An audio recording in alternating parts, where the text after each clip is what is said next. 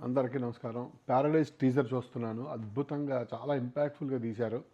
నాని కష్టం అంతా కనపడుతుంది టీజర్‌లో.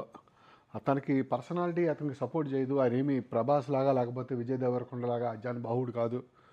ఆహ్, మన 'ఘట్టమనేని జయకృష్ణ' లాగా యంగ్ కూడా కాదు. కానీ అయినా కూడా కళ్ళతోటి బ్యాలెన్స్ చేస్తూ ఆ ఇంపాక్ట్ ఇప్పిస్తాడు. కామెడీ పాత్రలకే సిట్ అయిపోకుండా ఇంకా ఏదో చెయ్యాలి.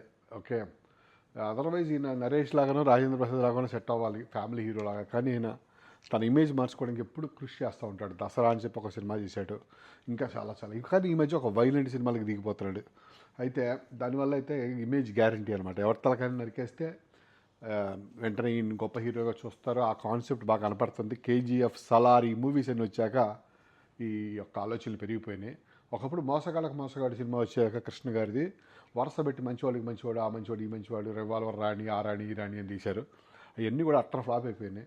ప్రజలకు మొహం మొత్తుద్ది. మరి ఇప్పుడు ఈ సినిమా ఏమవుతుందో చూడాలి.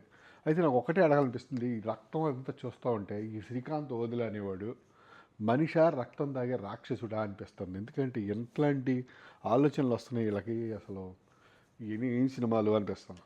ఇదే కూడా జనం కూడా, ప్రజలు కూడా ఈ సినిమా మీద ఎలాంటి ట్రోలింగ్ వచ్చిందో నాకు తెలియదు, కానీ ట్రోలింగ్ చేయాల్సిన అవసరం లేదు.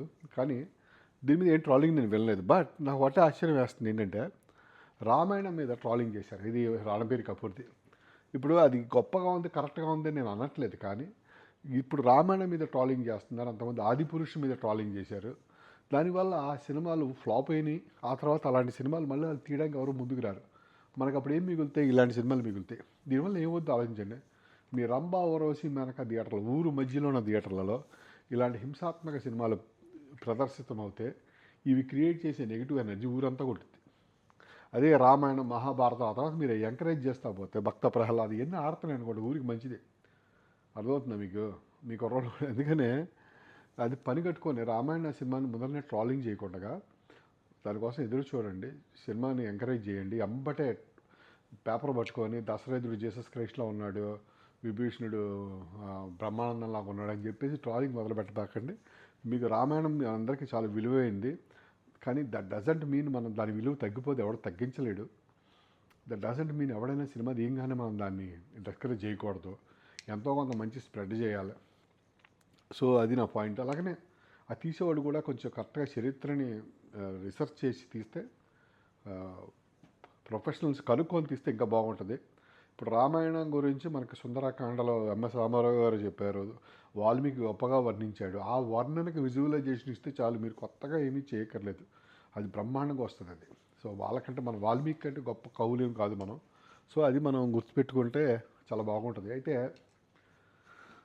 ఇంతకీ నేను చెప్పే పాయింట్ ఏంటంటే, ఈ ప్యారడైజ్ టీజర్ చాలా హింసాత్మకంగా ఉంది. మోహన్ బాబు క్యారెక్టర్ చాలా చాలా బాగున్నాడు. ఓకే, నాని కష్టపడ్డాడు, కానీ Nani personality larger than life క్యారెక్టర్కి కరెక్ట్గా సరిపోదు.